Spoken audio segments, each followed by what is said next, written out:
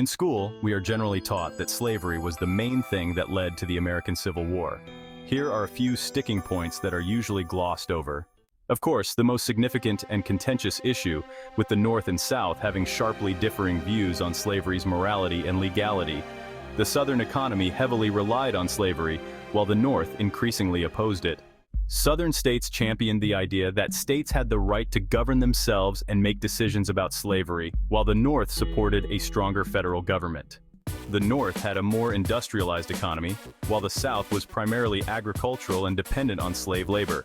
These economic differences fueled tensions and conflicts over tariffs and trade policies. This Missouri Compromise attempted to balance the power between slave and free states, but ultimately exacerbated tensions by establishing a line of division between them.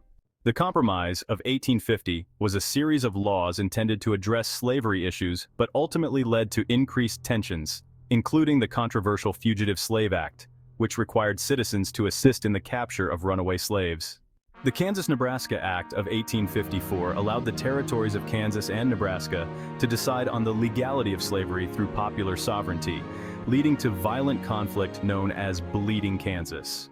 The Dred Scott decision in 1857 was a Supreme Court ruling that declared African Americans were not citizens and had no rights, which inflamed abolitionist sentiments and increased sectional tensions.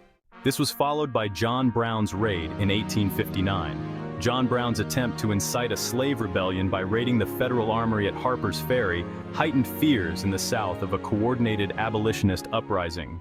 The election of Abraham Lincoln in 1860 was perceived by the South as a threat to the institution of slavery, leading to secession by several Southern states, the Confederate States of America, which ultimately triggered the outbreak of war. As you can see, while slavery was the overarching reason for the growing rift between the North and South, the trail from point A to point B was far more nuanced. We have to remember that, like the American Revolutionary War, institutionalized abuse of a specific group of people can lead to drastic actions.